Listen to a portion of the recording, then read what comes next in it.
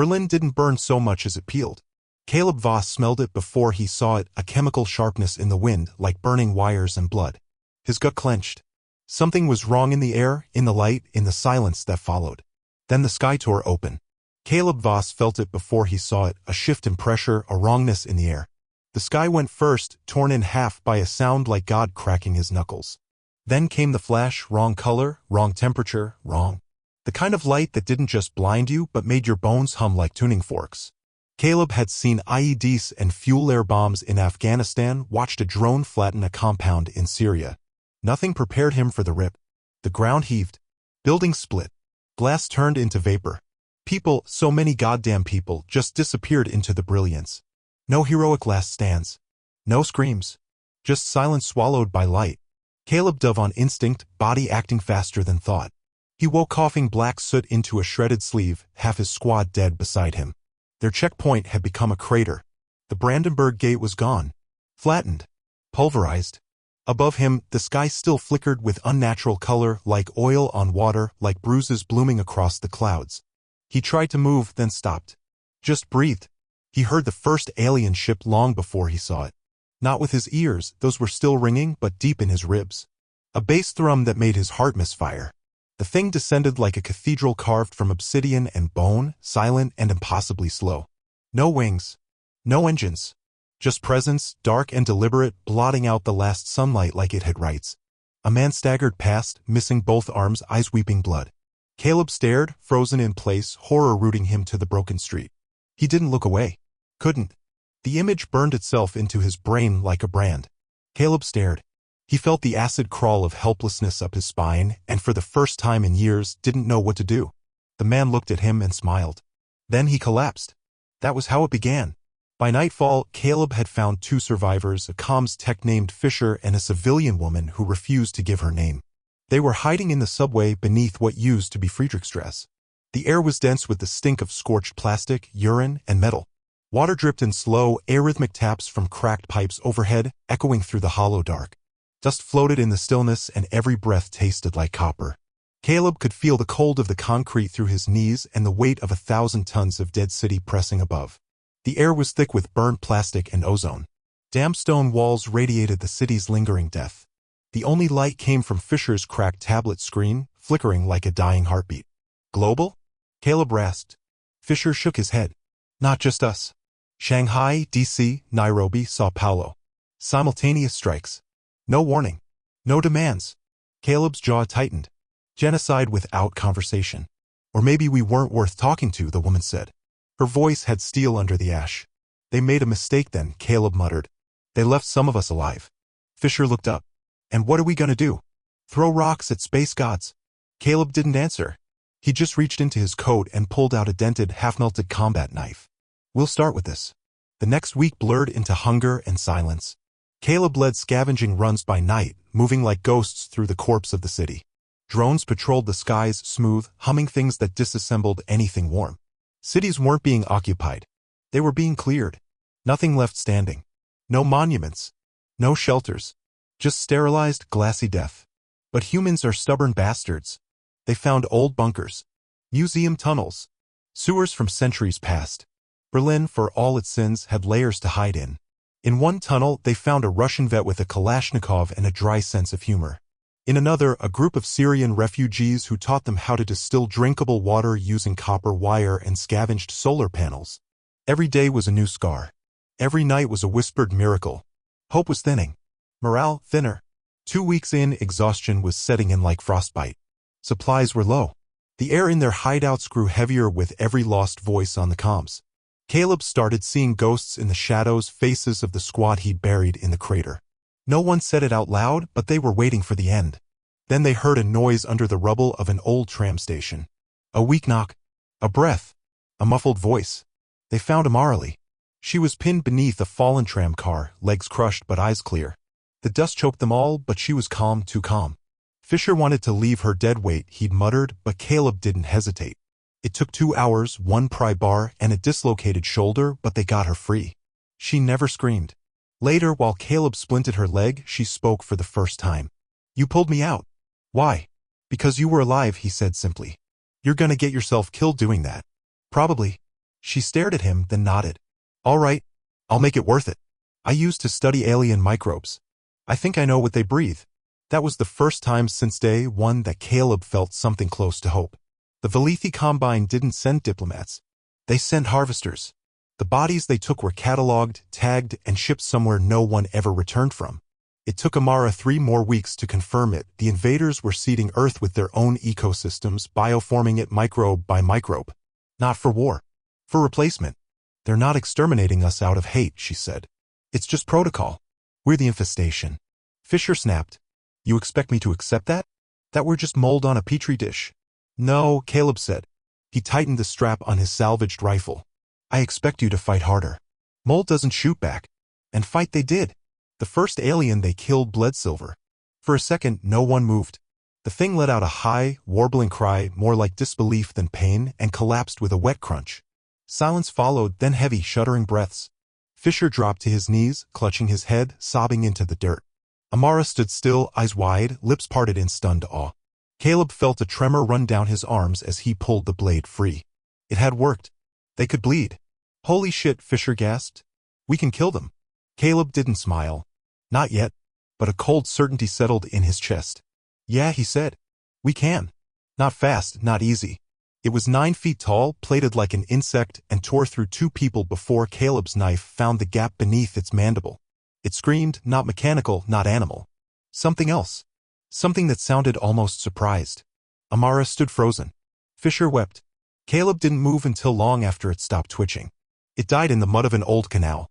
Caleb stood over it, soaked in blood and rain, and whispered, now we learn. It was day 31. The apocalypse wasn't over. But humanity wasn't done yet. They buried the first alien under rubble and silence. No words. No rites. Just broken concrete and the weight of disbelief. Caleb felt it like lead in his lungs, the quiet hollowness that came after rage and before action. He wanted to scream, to do something, but all he could do was watch the ash settle on the alien's twisted corpse. It had bled. It had died. But the victory felt like a hallucination scratched out of dust and adrenaline. Fisher whispered prayers in a language Caleb didn't recognize. Amara stared at the wound she'd wrapped around her ribs, lips tight, mind already somewhere deeper, darker. Even the others, Mikhail, stoic as granite, and Layla, who hadn't spoken in days, stood still for a long moment, watching the twitching carcass dissolve into something between ash and mercury. Caleb didn't let them rest. The kill changed everything. It wasn't just survival anymore. It was war. He charted their movements block by block, marking safe paths between the ruins, caching supplies, testing the alien drones with heat signatures and decoys. He used shattered mirrors, thermal blankets, and hollowed-out metal piping to trick the Combine's aerial scanners. He didn't sleep more than an hour at a time. When his hands weren't moving, they twitched, aching to fix, to plan, to do. The city's bones were cold and glassy, but under the surface, something had started to stir. Humanity was moving. Berlin had always been a city layered with history, wars, empires, ideologies. Now, beneath the collapsed Reichstag and melted TV tower, a new kind of history was being carved out. In the Unterwelten tunnels, refugees boiled rainwater in scavenged artillery casings. Children learned to load magazines by lamplight while their parents sealed entryways with wet concrete. No one believed salvation was coming from above, not anymore. The satellites were dead, the politicians gone, the network silent. But humanity? Still kicking. And some of them were kicking harder than others. They called it the Varen Hive.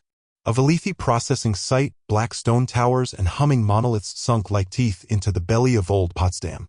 No guards. No lights. Just drones and something worse, the long, slow moaning sound that pulsed from the center like a planet dying in its sleep. It hadn't been there a month ago. Now it stood where once there had been parks, apartments, train stations. The ground itself had warped, turned glassy, and cracked under alien architecture that grew rather than was built, roots of something not just extraterrestrial, but extra-dimensional.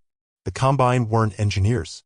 They were terraformers with theology guided by principles etched into gene-coded scripture, rewriting worlds in accordance with doctrines incomprehensible to human reason.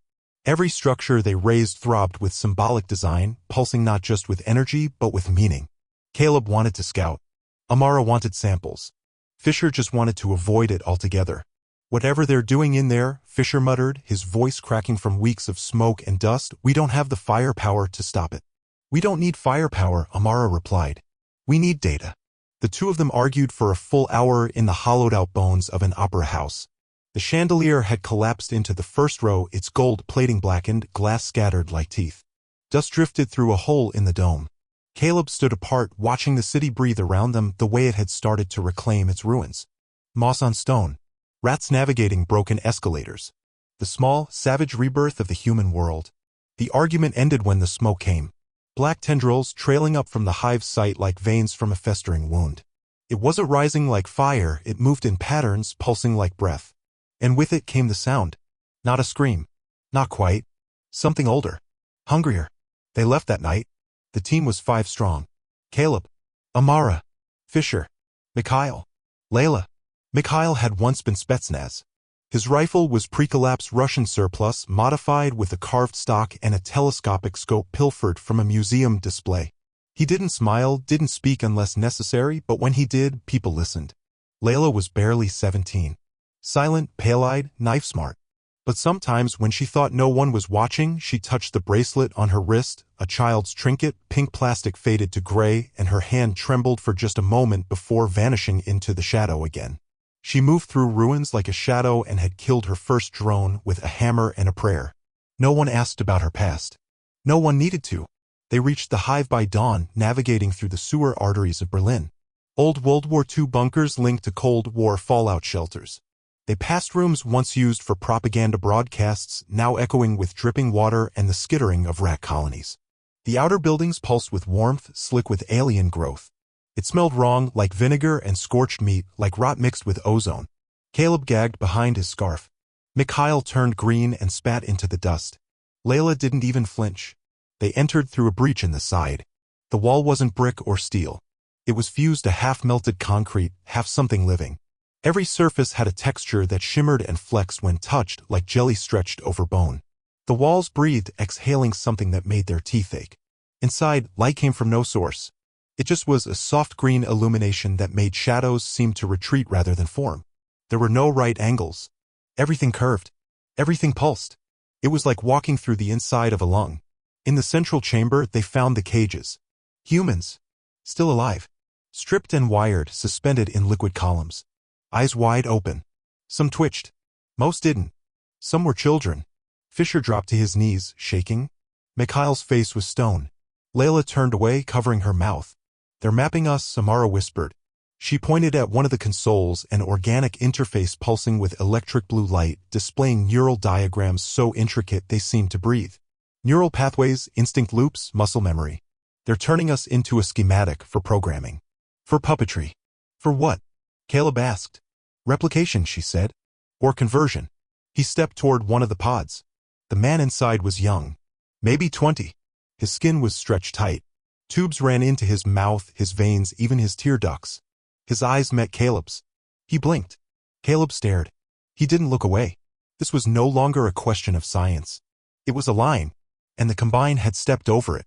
"Layla," he said. "Rig the charges." But Amara began. "No more studying," he said. His voice was iron. "They die like soldiers, not specimens." Amara clenched her jaw. She didn't argue. Not after seeing the kids. 12 minutes. That's how long it took. They placed charges from a salvaged construction rig, enhanced with nitrate from fertilizer and shrapnel scavenged from a destroyed tank museum. Fisher tied the last fuse with trembling hands. They didn't speak as they left.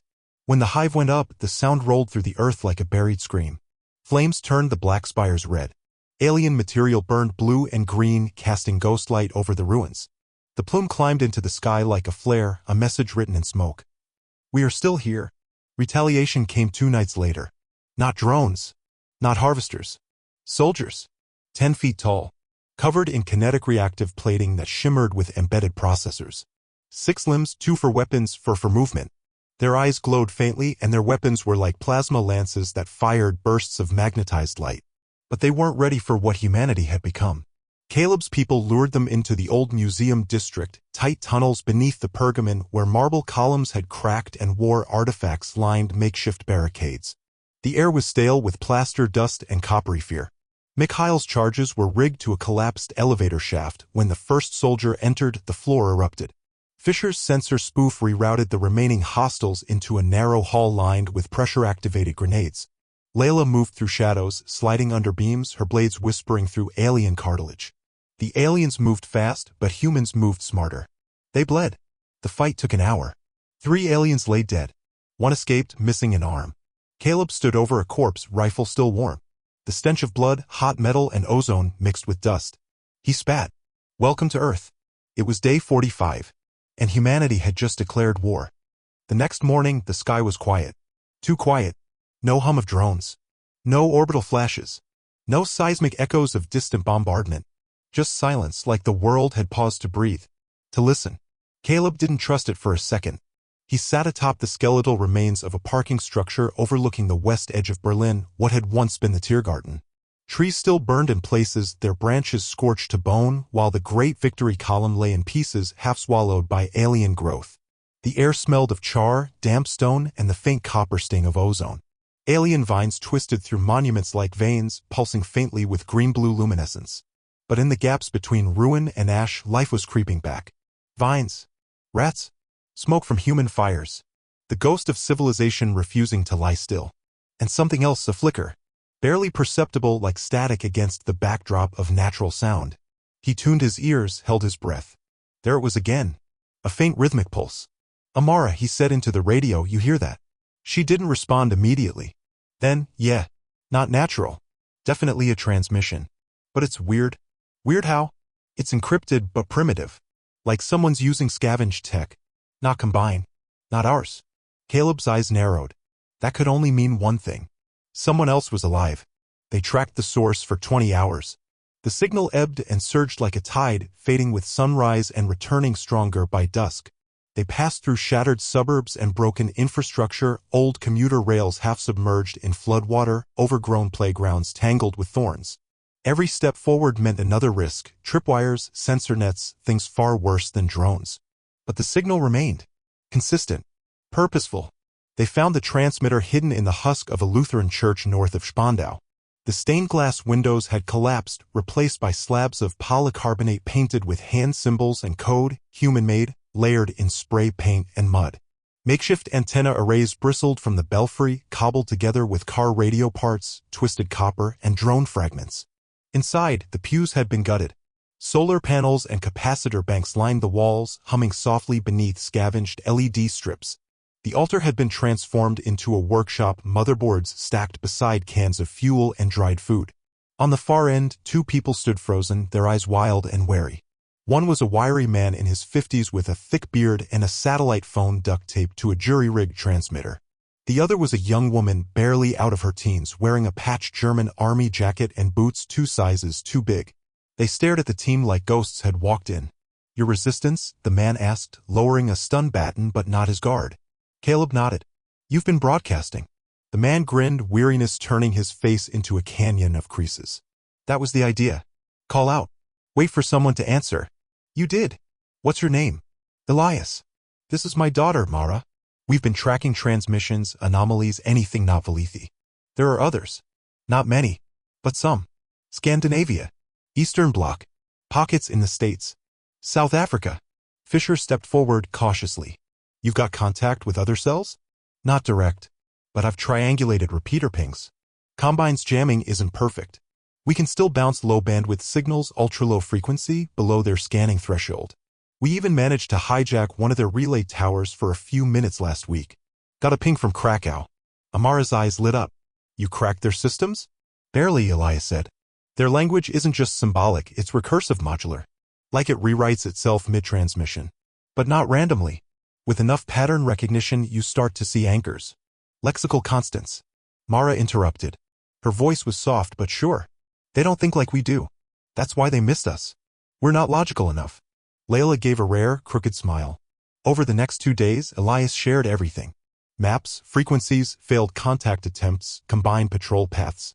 His daughter, Mara, proved even sharper than her father, an intuitive tech salvager with a knack for timing and a habit of writing notes in shorthand glyphs. She'd encoded the church's walls in layered diagrams, defense protocols, bypass schematics, and even half-functional drone command protocols. Caleb studied the hand-drawn map pinned to the far wall. Red markers dotted Central Europe. Blue lines traced speculative signal arcs. Green ink noted possible repeaters. And at the center of it all, a black X marked with thick charcoal over Poland. "What's this?" he asked. Elias glanced over. "Big one. Deep frequency carrier burst. Not Combine. Not Earth standard either. Old. Clean. We caught fragments, subharmonic data pulses, like sonar, but it's buried beneath ion interference." "What does that mean?" "It means something's still down there. Something powerful.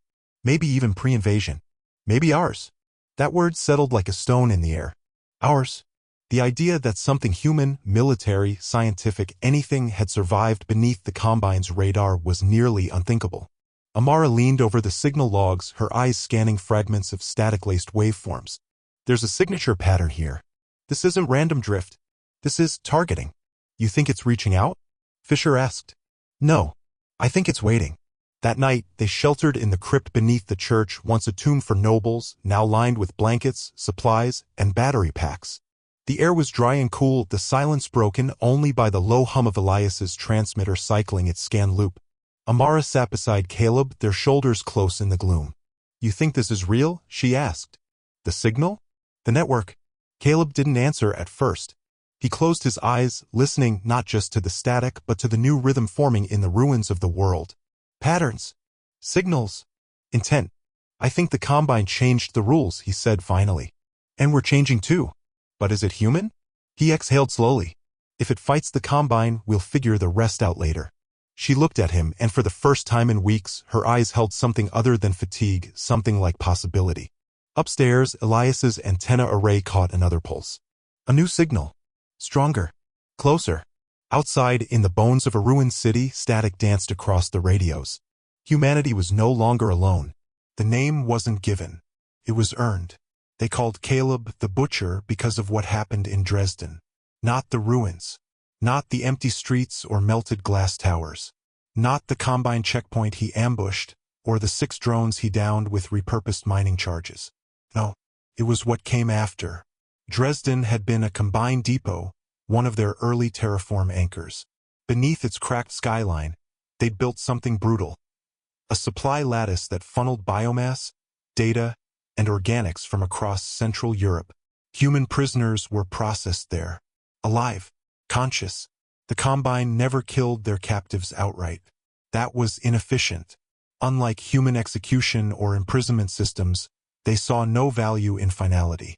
Death offered no return. Instead, they harvested emotion states, cognitive loops, even memory patterns. People weren't threats. They were resources. They restructured them: neurological harvesting, emotional mapping, reflex cataloging. Turned people into blueprints, ingredients, templates. And they did it quietly. There were no screaming towers or roaring engines. Just a low pulse, a resonance, more felt than heard, like standing beneath an active volcano and sensing the tremor in your teeth. Caleb's team didn't hit it head-on. That would have been suicide.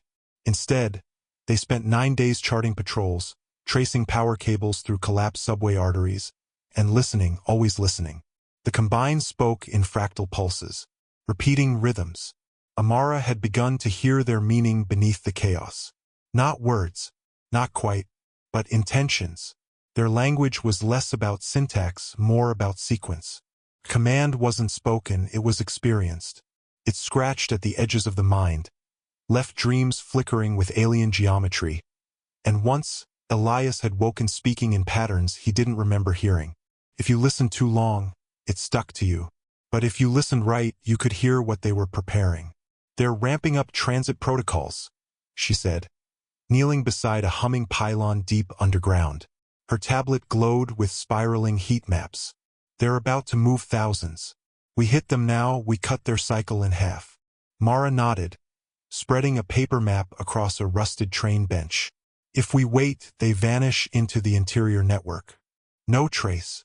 Caleb didn't hesitate. He looked across the flickering light at his people, ghost-lit faces and tired eyes.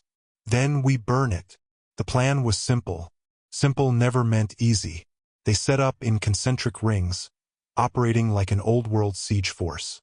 Fisher and Elias took the outer perimeter, looping drone traffic using false heat signatures. They stacked dead cattle in burned-out cars, laced them with firecrackers and reflective foil to confuse infrared. Old tricks. Still worked. Layla and Mikhail worked the midline. Structural sabotage. They placed shaped charges along the subterranean supports, combine-grown pylons laced with pulsing biomechanical threads. Mikhail noted that the material screamed when you cut it. Amara handled the heart. A virus. Not digital. Not chemical. It was sonic, an ultrasonic cascade piggybacking on combined control tones. She'd been building it for weeks, layering human cognitive dissonance into the frequency pattern. It wouldn't destroy their system, but it would scramble it. For 6 minutes. Maybe 7. Caleb would use that window. He went in alone. No combine link tech. Nothing they could ping or track. His armor was carbon filament sewn into salvaged ballistic mesh. His rifle. A silent .30 bolt action with an iron sight and 0 electronics. His knife was forged in the black smoke of Berlin's ruins, and he'd carved one name into its hilt. Sarah. He entered at 3:47 local time. He breached the hive alone. As he stepped through the boundary, Caleb remembered Sarah's last words. Not spoken, but scribbled on a water-stained note he found in the rubble. Don't stop fighting. Even if we can't see you. It was enough. Just enough. The Dresden depot wasn't just a warehouse. It was a sanctum. Cathedral of cruelty. Caleb moved through its halls like a shadow. Pipes throbbed with circulatory rhythm. The walls breathed, and inside the antechamber thousands of pods. Glass containment tanks lining curved walls like bone marrow cavities. Within them bodies. Humans. Children. Elderly. Soldiers. Refugees. Some with their limbs removed. Others reshaped. All with a single thread in common: they were still alive. Caleb's heart didn't race. His breathing didn't quicken. He cataloged the horror like a soldier reading a map. Above, a controller watched him. 7 feet tall.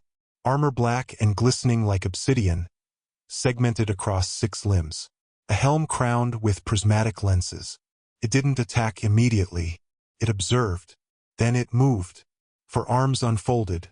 2 with arc lances, 1 with a blade like fused vertebrae, and the last with an emitter crackling with blue-white light. Caleb fired first. His first shot took the emitter arm at the joint. It dropped, still twitching. The second hit armor ricocheted. The third missed. Then it closed the distance. Caleb ducked a swing, slashed beneath the left arm, and drove his knife into the joint at the neck. Screeched, not in pain but in alert. A pulse rang through the walls. Too late. Amara's signal dropped. The virus hit. Light stuttered. Gravity hiccuped. The Combine net crashed locally. Data links fried in an instant. Pods shorted, spilling fluid. Screams, long held, erupted from lungs that hadn't known air in days. Caleb finished the controller with a blade through its cranial stem. Then he got to work. They say it took 36 minutes. 73 confirmed kills. For security drones. 3 secondary nodes. 1 full neural uplink core. Every pod opened. Every prisoner gone. The combined bodies weren't just left behind. Caleb posed them. He ringed the central control spire with their corpses, all facing outward, limbs twisted into human gestures. Defiance, sorrow, rage. In Combine tradition, the dead must face inward, toward the origin of light. Caleb made them face Earth. To him, it wasn't just defiance, it was a reminder that no matter how far the Combine reached, this world still had a name, a soul, and a home worth bleeding for.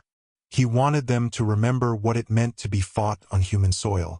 When the extraction team arrived, led by Layla and Mikhail, they found Caleb half collapsed against a wall, one arm bleeding, eyes distant. He didn't speak until they touched him. "They're free," he muttered. He passed out before the explosion. The depot was reduced to molten slag. Amara's virus spread to adjacent nodes, corrupting combined pathfinding across 3 cities. For 5 days, Berlin, Prague, and Wrocław experienced full interruption of drone coordination. Resistance cells used the gap to execute more than 20 successful strikes. The Combine named the event Untranslatable Pattern 4, a designation used for phenomena that triggered cascade errors in both machine and biological units. But the survivors, the ones pulled from the hive before it burned, they had another name. The Butcher. They called Caleb that with reverence, fear, and gratitude. Not because he enjoyed killing. Not because he was efficient. Because he chose to walk alone. And they never forgot that choice.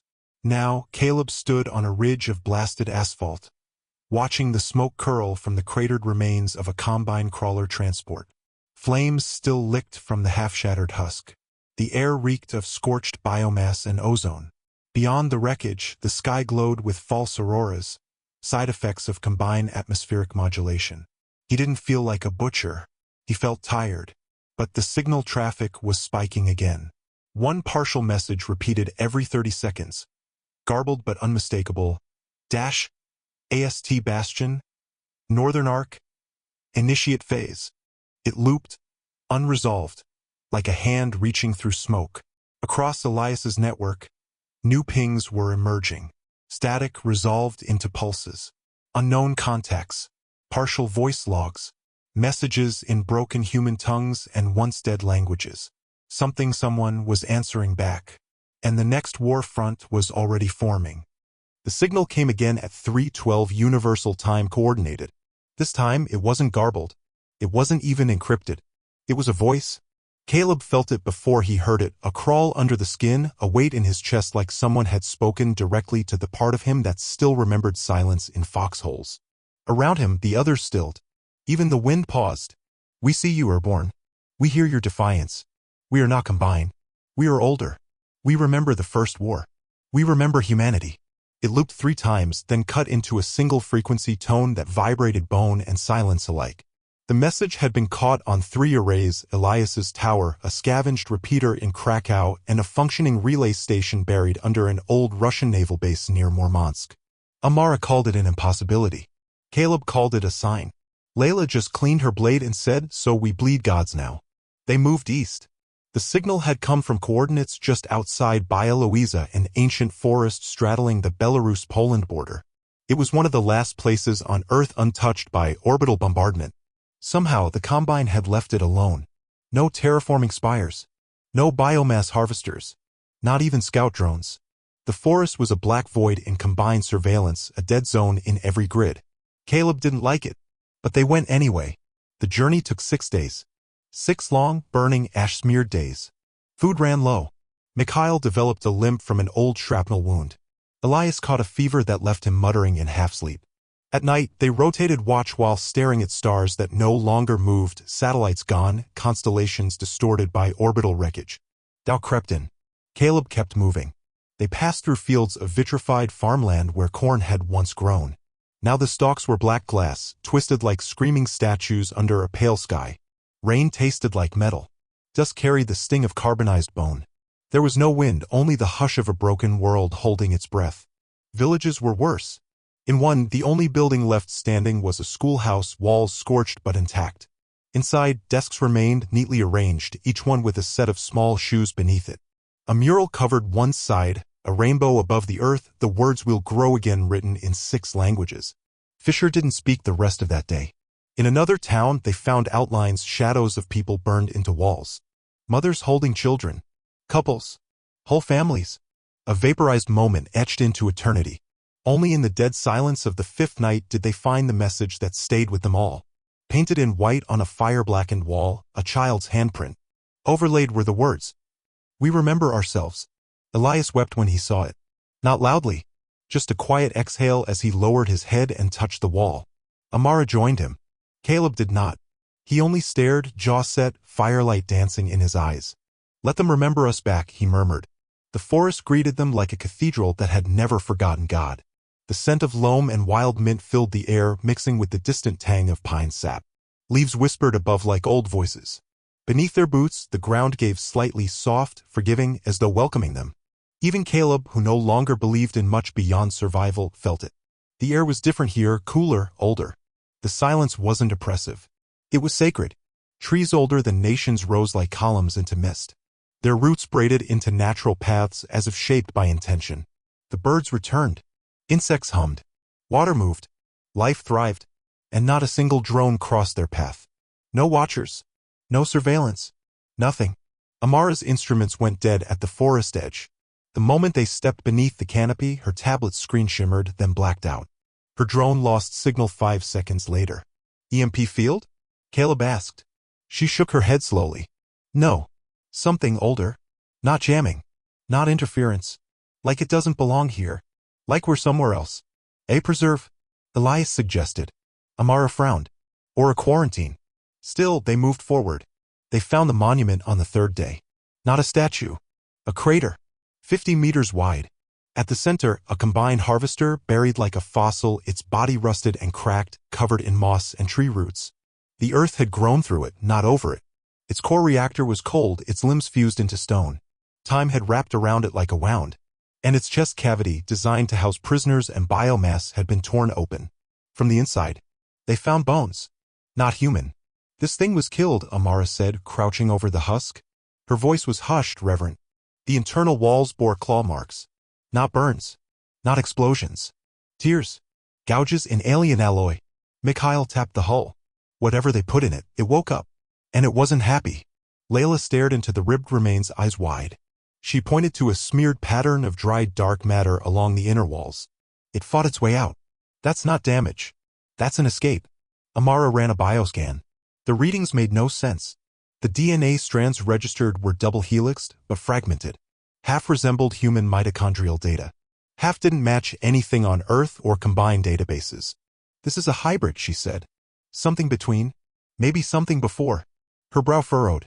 If this thing came first, if they made us from this, or it from us, then Earth was never just a target. It was part of a cycle. A battlefield. Or a cradle. Layla whispered, a god that bleeds. It wasn't metaphor anymore. That night, they camped beneath the old stars. No satellites crossed the sky. No Combine signals.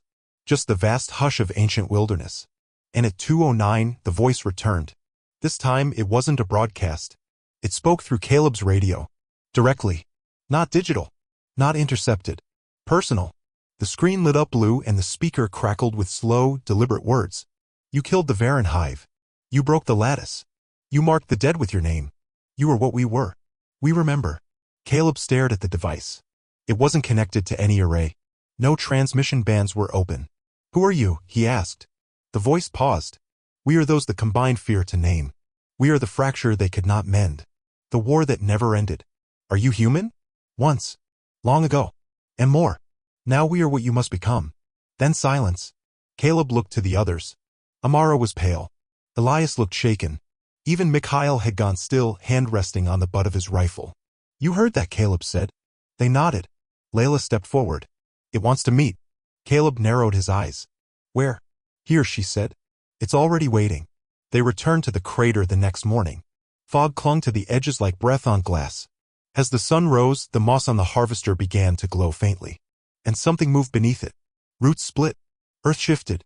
And from the bowels of the wreckage, a shape rose. Humanoid. 7 feet tall. Wrapped in bark, metal, and sinew. Eyes glowing faintly amber. Its presence made the air thrum. Caleb raised his rifle.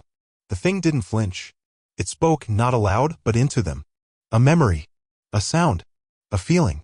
A battlefield of stars. Burning worlds. A line of figures, broken and bloodied, standing against an endless tide. And at the center, a figure with eyes like Caleb's. The voice returned. We do not command. We do not conquer. We warn. Caleb lowered his rifle. Then started talking. And the thing began to tell him everything. But not with words. With visions. Flash memories of burned skies and truths too vast for language.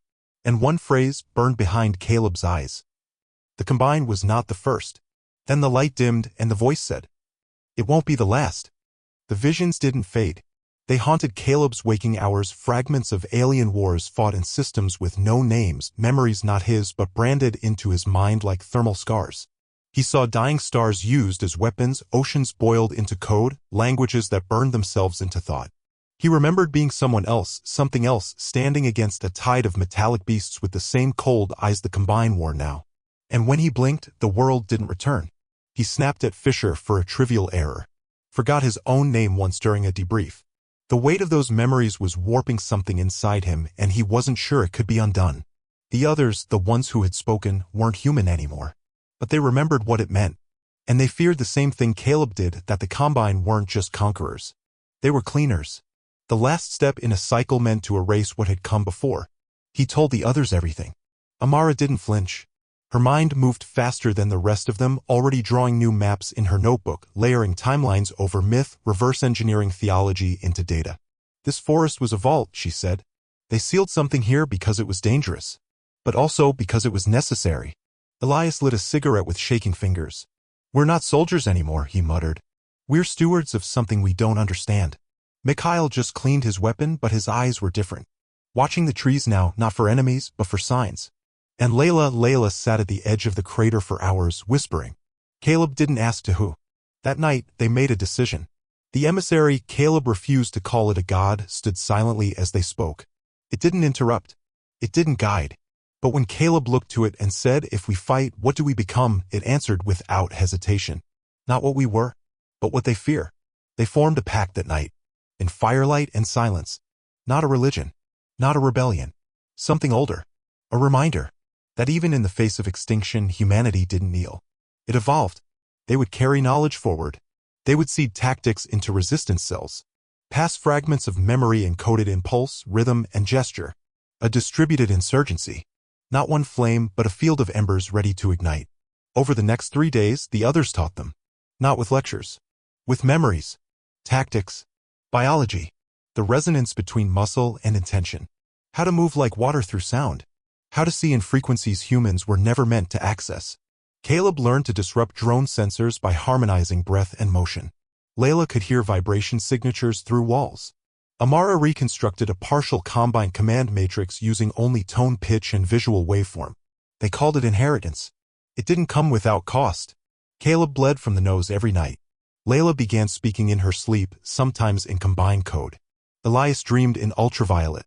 Amara's eyes changed shade depending on the light. One night, Mikhail held his rifle to his chest and asked, voice trembling, what if we're not ourselves when this ends? Caleb said nothing, because he didn't know. But they learned. They learned that the Combine weren't native to this galaxy. That they were not one species, but a synthesis. A decision made millennia ago to abandon individual identity for collective dominance. Every world they absorbed fed the next generation of warforms. Every rebellion became a cautionary tale woven into their neural code. Earth had rebelled once before. Long before written history. Long before stone. It had almost worked. That was why the others had hidden here fragments of a civilization that chose divergence over annihilation. They had watched. Waited. And when Caleb burned the Varen hive, they decided humanity might be worth the risk again. You are flawed, the emissary said. But flaw is not weakness. It is variation. And variation is the one thing they cannot predict. On the 4th day, they left the forest. The others stayed behind. Not out of fear. Out of design. You must carry the infection of defiance, the emissary said. Not as saviors. As carriers. Caleb didn't understand it then. Not fully. But when they emerged from the forest and saw the world again charred, broken, but waiting, he started to. Signals danced across Elias's relay. Other cells. Resistance voices. Some repeating the message. Some adding to it. It was no longer just survival. It was transmission. A reminder. And the Combine, watching from orbit, shifted. Because for the first time in centuries, the algorithm failed to predict the outcome. One resistance node used a lullaby as an activation code. Another broadcast grief logs as counterhack payloads. A third dropped a pulse, a rhythm that mirrored heartbeat variants in infant humans. It didn't make sense. It couldn't be modeled. And that made it lethal. The Combine began to react. Not with more drones. Not with another purge. That would have made sense. That was the language of war Earth had come to understand. Clean lines, burn tactics, orbital strikes. Instead, the skies dimmed. The first team lost was in the Baltics. Contact cut mid-transmission. Their final words garbled. Not screamed. Navigation satellites blinked out. Their extraction beacon never activated. In Prague, a supply drop missed by 20 kilometers. Twilight had arrived 5 hours early, and the pilot swore he'd flown blind into a wall of nothing. Survivors reported seeing shadows move in perfect silence, but none could remember what they looked like. The darkness wasn't just physical. It was cognitive. It started subtly, a reduction in clarity at twilight, a faint flicker in starlight. Then it accelerated. Orbital relays stopped transmitting light in the visible spectrum. The auroras vanished, sucked from the atmosphere like dye from water. Navigation systems faltered, then failed. Civilian units blinked and died. Even the satellites long thought inoperable no longer appeared. Stars didn't burn out. They simply disappeared. Not extinguished, clouded. Something was between Earth and the heavens now, and it was broadcasting silence. Caleb called it the black signal. Amara, always precise, disagreed. "It's not a signal," she said, as they watched constellations vanish one by one. "It's a pattern of absence. They're not jamming us. They're rewriting the sky." They stood on a crumbling rooftop in what used to be Lviv, staring into a night that refused to end. Every few minutes, a low-frequency pulse rolled through the city, inaudible but felt in the teeth, in the bones, in the spine. Fisher stared upward, jaw tight. "They're deleting the idea of outside." And beneath the surface of the Earth, in hidden bunkers, subway tombs, buried data clusters, the resistance felt it. Signals flickered. Sleep became strange. Dreams changed. Some survivors lost the ability to speak entirely, unable to form words around concepts they could no longer imagine. A whole generation of children stopped drawing stars. In the underground shelters of Warsaw, a boy named Petr asked his mother why the sky had no freckles anymore. She didn't answer, only turned away, tears soaking the mask she wore to hide her fear. The drawings on bunker walls faded to black circles, to blank pages. Hope retreated with the constellations. But not Caleb, not his team. Whatever the others had left in them, whatever inheritance they carried, it shielded them. Barely. Elias traced the pulses through a half-functional quantum triangulator, salvaged from an observatory deep beneath the Carpathians. "They're converging," he said, half-distracted, eyes rimmed red. Low-band triangulation. Signal decay suggests something's alive beneath the static. Not Combine, not Earth-native, but it's using our protocols. Or someone who remembers them. Amara's head snapped up. "Where?" He tapped a flickering console. "Outskirts of Kiev. Deep buried site. Cold War era, I think. Supposed to be navigation tech. Quantum thread architecture. Decommissioned before the collapse. But something's moving down there. And it's reaching up." Caleb didn't hesitate. "We go." The team was 4 strong. Himself, Amara, Layla, Mikhail. Elias stayed behind to run comms. Fisher had become too important to frontline missions. He was running a distributed mesh of resistance cells now, and no one else could make the old nodes talk to each other. They packed light, rations for 4 days, EMP netting, 2 sonic lures, a single rail grenade. They moved by night. Fatigue set into their bones like cold. Every footstep was deliberate. Every breath filtered through cloth worn thin from weeks of ash and fear. They spoke little, not just for stealth, but because the weight of what they carried, of what they might be walking toward, made words feel fragile. Caleb noticed Amara checking the same compass 3 times in an hour. Mikhail's fingers twitched even when they were still. Layla hadn't slept. Not really. Their silence wasn't just tactical. It was the quiet of people bracing to touch something ancient and unknowable. The trip took 3 days. Roads were shattered. Fields were mined. They passed through a village where all the doors had been sealed with weld lines, then cut open from the outside. No one inside. The black signal was stronger here. Birds did not sing. Water did not flow. Their own footsteps felt dampened, as if the air was swallowing sound. On the 4th night, they found it. Beneath a collapsed comms tower and a gnarled forest of combine-grown antenna thorns, a hatch waited in the ground, unlocked, untouched by alien tech. "This isn't theirs," Amara said, brushing away soil. "It's ours. We built this, then forgot it." They opened it, and descended. The first 100 meters were clean steel. The next 200 were broken tile and rebar, cables hanging like vines. Finally, they reached the core chamber. What they found wasn't a bunker. It was a lighthouse. The room hummed with the sound of dying stars, a resonance deep and vast. Code etched into the walls pulsed with bioluminescence. The light wasn't electric. It moved like breath. Alive. At the center stood a chair. Not a throne. A seat, human proportions, worn smooth with age. Behind it, a node. Not just machinery, organic alloy, like a brain carved from obsidian, veins of copper running through it, extending into the ceiling and down into the earth. Caleb approached. Amara touched the node's edge. There's memory in this, stored in waveform, waiting for someone who can hear it. Mikhail's voice was quiet. It feels like it's listening. It is, Caleb said, and sat down. The moment contact was made, the room changed. The air pressed inward. The lights dimmed and changed hue, warm to cold to something in between. And Caleb felt, opened. He didn't hear words. He felt them. Smoke coiling in ribs. Vibrations in marrow. Memories that didn't belong to him and yet knew him. Images. Stars spinning out of alignment. Species dying mid-prayer. A final message encoded into gravity. The Combine hadn't built the black signal. They had stolen it, adapted it, warped it, but it wasn't theirs. It belonged to a species that had died to use it, burned themselves into entropy to create one last warning.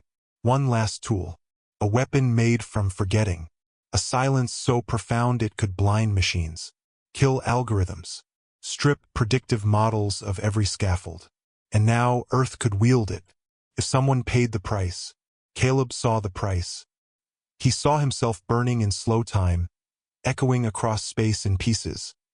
Mind partitioned, soul fragmented into a lattice of memory. He saw his name stripped from language, his voice buried beneath frequencies designed never to resolve. And he accepted it. When he woke, the chamber was dark. His pulse was a war drum. His skin glowed faintly beneath the surface, veins lit like a network of stars. He saw it, Amara said, and it saw him back. Layla sat beside him, whispering a pattern into the dark, a rhythm that mirrored his breath. Caleb blinked, his pupils dilated, slow as tides. It's ours now, he said, voice hoarse. Mikhail nodded. Then what do we do with it? Caleb looked to them all, the team he trusted, the people who had followed him into nightmare after nightmare.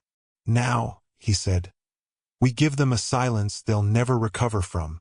And the lighthouse pulsed in response. Not bright, but deep. And across the earth, resistance cells lifted their heads, blinking against a darkness that suddenly listened back. The black signal had been reclaimed. In low orbit, a Combine relay node flickered erratically, its output cascading into error states. Predictive branches collapsed.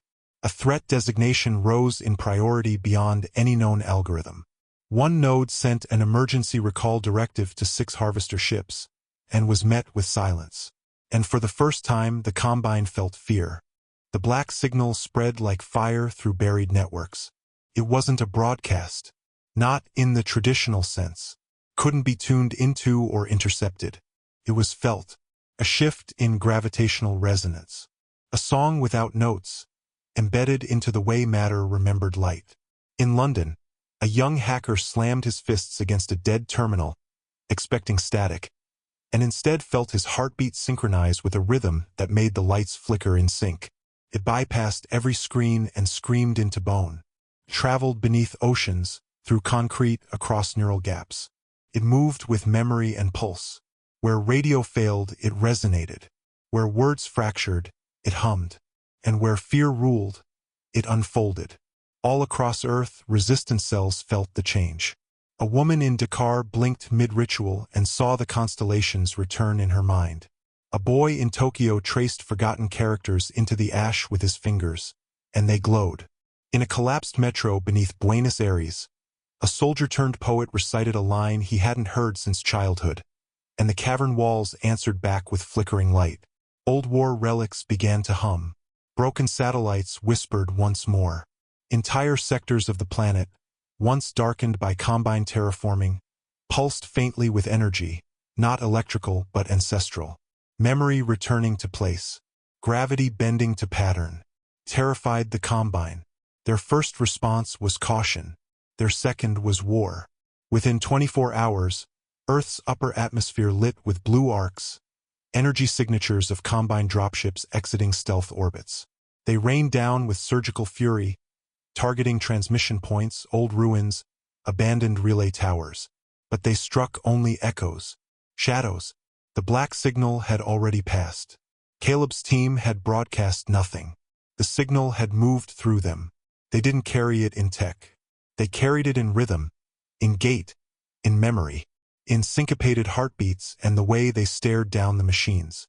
The black signal had passed from architecture to organism. It was now part of the human pattern, and that made it contagious. In Krakow, 3 resistance cells merged spontaneously. They shared no common language, but they moved the same, used the same hand signals, laid traps in mirror symmetry. Each group had, independently, drawn the same spiral symbol on walls and gear, etched into knives painted in ash. When asked who trained them, no one had an answer. In northern Quebec, a hidden uplink embedded in permafrost reactivated and began to thrum. The equipment hadn't worked in decades, but it pulsed in rhythm with a woman's breathing. In a refugee camp outside Delhi, an old woman who hadn't spoken in years sang a lullaby that made the lights flicker. Her grandson wept. No one questioned why. The Combine did. Their algorithms failed to isolate vectors. There were no words to decrypt, no tech to trace. It was behavior, micro-expressions, cadences, neural synchrony. The humans had become a carrier state, and the disease was defiance. Inside a Combine observation vessel orbiting above Siberia, analysts attempted to model the contagion. One proposed that the anomaly was a mimetic artifact. Another called it a recursive myth. A third erased himself during the calculation. His neural thread flatlined. His data profile corrupted into recursive null fields. All logs referencing him became blank stubs. It was as if the concept of his existence had been unspoken by the universe. The senior node declared Earth's cognitive field compromised. Silence was ordered, and still the flame spread. In a forgotten cathedral near Oslo, the bells rang at dawn, unaided. In a dead zone near Johannesburg, a machine graveyard began to sing. In an underwater facility off the coast of Kamchatka, long-lost recordings flickered back to life and played a message that ended with the words, "We were never alone." Caleb knew the retaliation would come. He didn't care. They returned westward, slipping through old rail lines and frozen sewage arteries. The sky remained empty. No satellites, no stars, but it no longer felt dead, felt aware. Layla walked ahead now. She saw patterns in moss and ruin. She called them signposts. Amara tracked energy shifts in the wind, noting fluxes in gravitational memory. Even Mikhail began speaking in metaphors, his battlefield instincts laced with riddles. "Step where the silence bends," he said once, and Caleb did. They were changing, and in every city they passed through, the people felt it. Not all could name it, but they stood a little taller, looked upward a little longer, held each other a little tighter. Resistance leaders stopped issuing orders. Instead, they held rhythm ceremonies, pulse synchronizations. Some meditated, others marched. A group in what was once Melbourne beat metal poles in sets of 13, their song echoing through ruins and shaking the teeth of nearby drones into misfire. In a hollowed monastery outside Hanoi, survivors created spirals of incense smoke to mark signal hours, chanting old prayers that no longer had gods, but still carried rhythm. In Lagos, an old drummer played call and response with thunder, and the storm answered back. Caleb left no orders behind, no command chains, no oaths, only patterns, only rhythm, only the memory of silence that listened back. Somewhere above, a Combine overseer requested a full psychological quarantine of the Sol system. The order returned corrupted. In orbit, a Combine directorate classified Earth as contaminated asset class theta. Evacuation protocols were drafted. Half were ignored. The other half were too late, because Earth was no longer a battlefield. It had become a signal fire. In the ruins of Istanbul, a child lit a torch made from wiring and bone, held it high as a patrol passed, and the drones froze, confused, then retreated. And its flame would not go out. The Combine's final doctrine was simple. If the map no longer matches the world, destroy the world. From high orbit, they released the Veraska array, a lattice of gravitational tethers and resonant folds designed to rewrite spatial consistency. It was a last resort, once used to break the resistance of the Threni spiral, and to collapse the sky cities of Vel-9 into molten oceans. In those places it had erased identity, geography, and time itself. Not a weapon of mass destruction, a weapon of mass distortion. The first effect hit the North Sea. Water lifted in jagged columns, frozen in time mid-collapse. Wind lost direction. Pressure became inconsistent. Cities bent. Buildings cracked open along impossible axes. Roads twisted into Mobius knots. Tore cities apart without fire. Oceans buckled. Rivers flowed uphill. Entire regions folded into mirrored pockets of warped time. Air became heavy with paradox, sound bending in spirals. They called it cleansing, but it didn't work, because Earth had already changed. The black signal pulsed through the folds, not weakened but amplified. Memory stabilized what matter could not. Resistance cells moved in instinctive unison, adjusting to new vectors of gravity like birds mid-flight. It was as if the planet itself remembered how to stand. And it sang. Caleb's team reached Berlin 3 days into the cleansing. The city was unrecognizable. Tower fragments floated midair. Asphalt curled into spirals. Structures ghosted between realities. Present in one breath, gone the next. Gravity pooled in pockets, heavy in some streets, nearly absent in others. What had once been silence was now filled with a low, harmonic vibration, like a choir buried under the rubble. The team entered through a sewer tunnel, now more vertical shaft than corridor. Mikhail led the descent, driving pitons into concrete with his fists. They passed through a memory flare near the old wall. Ghosts of people walking bicycles, laughing, unaware of the war. Caleb stumbled. For a split second, he wasn't himself. He was his grandfather, 30 years younger, tossing bread to pigeons. A smell, leather, and river water. A name he didn't know, whispered with affection. Then it vanished. Amara caught him. "It's getting harder to tell what's real," he muttered. "It's all real," she said. "Just not now." They set up in the ruins of the Reichstag. Not for symbolism, for function. Its substructure housed one of the oldest earth-tethered grav plates still capable of synchronizing signal rhythm. Layla surveyed the perimeter. The old marble lion statues near the entrance had begun to hum. She crouched beside one, running fingers along its flank.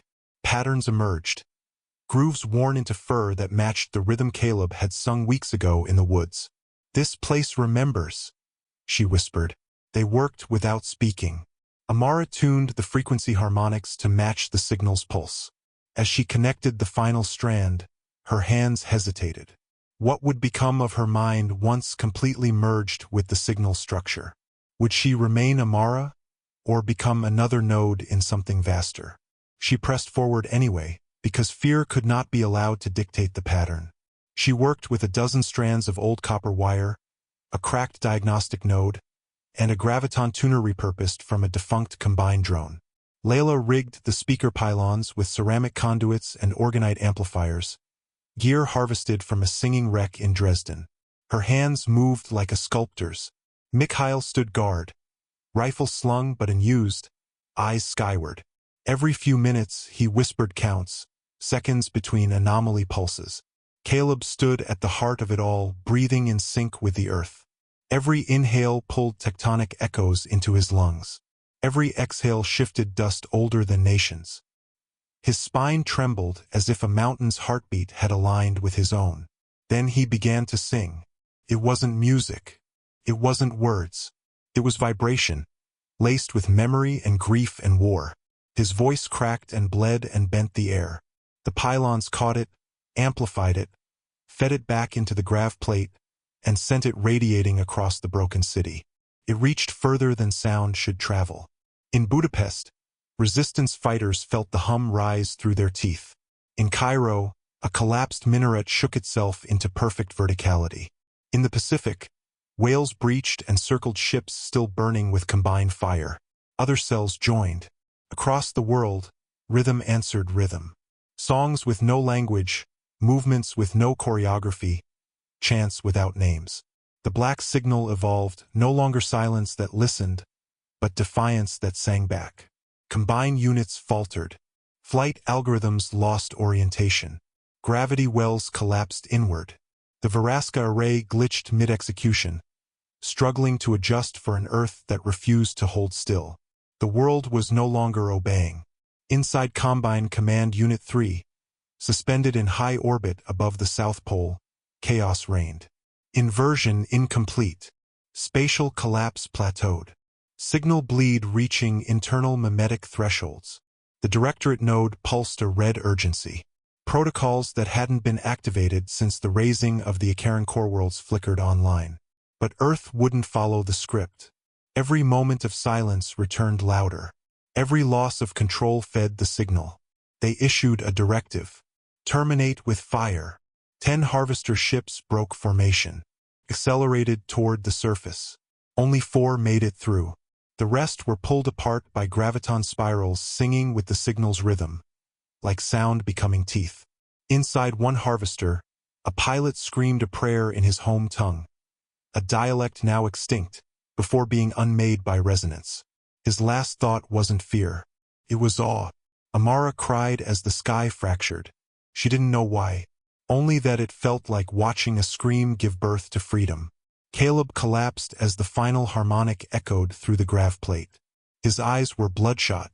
His mouth was dry and cracked. His hands shook with aftershock. But he smiled. "We don't need weapons," he said. Amara knelt beside him. "We are the weapon." Layla placed her hand on the cracked earth and whispered, "They hear us now." And high above, for the first time in recorded Combine history, a directive system returned a blank output. It had no prediction, no outcome, only the echo of a warp song. And Earth, bent but unbroken, sang back. The war didn't end with victory. It ended with uncertainty. For the first time in known galactic memory, a Combine directive node was offline, not disabled, not destroyed, but absent. Systems awaited input that never came. Protocols spiraled in recursive loops. Harvester units floated in low orbit without instruction, turning slow circles like forgotten moons. Earth was silent, but not still. Caleb recovered slowly. His body was intact, but something in his voice had changed. When he entered a room, people paused. One time, in a settlement along the Danube, a man fell to his knees mid-sentence when Caleb merely said his name. Not because of awe, but because that name hadn't been spoken since the man's sister died, and somehow Caleb had known. The air around him vibrated with something ancient. Not power. Resonance. He no longer barked orders. He intoned them. He remembered everything from the song. Not just the notes, but the memory of stone absorbing blood, of children laughing before the bombs, of trees that hummed in wind that no longer existed. The resonance had fused past and future in his marrow. Layla stayed close. She walked cities now, barefoot in the ruins, planting fragments of pattern like seeds. She painted spirals on walls, left rocks in circles, whispered phrases into sleeping ears. People followed her without knowing why. Her patterns made people feel ready for what they didn't know. She smiled more, spoke less. Amara disappeared for 4 days. When she returned, her eyes no longer reflected the sky, they refracted it, bending light just slightly wrong. She didn't explain. Caleb didn't ask. But when she passed near electronics, they flickered with half-words. Fragments of long-dead programming languages surfaced in her presence, like ghosts returning to syntax. Mikhail began teaching. Not tactics, not weapon drills, but rhythm, breath, stillness, the shape of survival in a world that no longer obeyed. He trained groups of children to move in synchrony with the Earth's resonance, walking barefoot over sand that pulsed. His rifle rusted and used beside him. The war hadn't ended, but Earth was changing faster than the Combine could comprehend. And the rest of the galaxy noticed. The first non-human signal arrived 17 days after the warp song. It wasn't a warning. It wasn't an invasion. It was curiosity. Fragments of language shaped like questions. Ancient dialects stitched into modern code. A solar flare manipulated into Morse-like pulses. Who? How? Are you still human? The signal came from just beyond Neptune's wake, a derelict observation array hidden in a Kuiper belt fragment. It shouldn't have been active, but it had begun to echo. Caleb stood beneath a collapsed radio array in what had once been Montana. He watched the clouds reflect colors he didn't have names for and whispered, "That's the wrong question." Behind him, survivors were stringing up lines of chimes made from melted shrapnel and bone. They sang in the wind. The camp had no defenses. It didn't need them, because the new defense was presence. The new weapon was rhythm. In the ruins of Sarajevo, a woman with no voice walked through a battlefield unarmed, her steps in perfect cadence. Drones registered her as null priority. They could not perceive her. She moved like memory, unseen, unassailable. By the 100th day, Earth was no longer one world. Regions shifted like dreams. Some cities folded inward, others bloomed outward. One village in Finland had no night anymore, the sun hung in golden suspension, casting long, unwavering shadows. A canyon in Peru played music when the wind passed through. Researchers found that every song it sang was once hummed by a lost resistance fighter. In the ruins of Kyoto, paper cranes spontaneously folded themselves at night. The laws of physics adapted to rhythm and remembrance. Children born after the war could see heat in color and smell lies. One girl in Lagos pointed at a crumbling wall and said, "This place loved someone once." She then walked straight to a buried locket no one had found in years. She gave it to a man who began to cry without knowing why. Some touched stone and heard music. Others simply felt the world differently, as if the Earth's own trauma had retuned their senses. The black signal had reshaped the biosphere, not by will, but by memory. Every act of defiance etched deeper grooves in space-time. It became part of the planet's language. And still, more signals arrived. Some were threats dressed in diplomacy. Some were offers wrapped in code. Some simply watched. One probe arrived coated in living glass. It hovered above the Black Sea, projecting symbols into vapor. A group of linguists meditated near it for days, offering gesture and silence instead of code. The probe shifted shape in response. Another arrived on a meteor fragment that sang when cracked open. Children surrounded it and sang back. Its song changed to match them, then dissolved into dust. Each sought to understand. Each failed, because Earth no longer translated. It resonated. The Combine did not return. Not yet.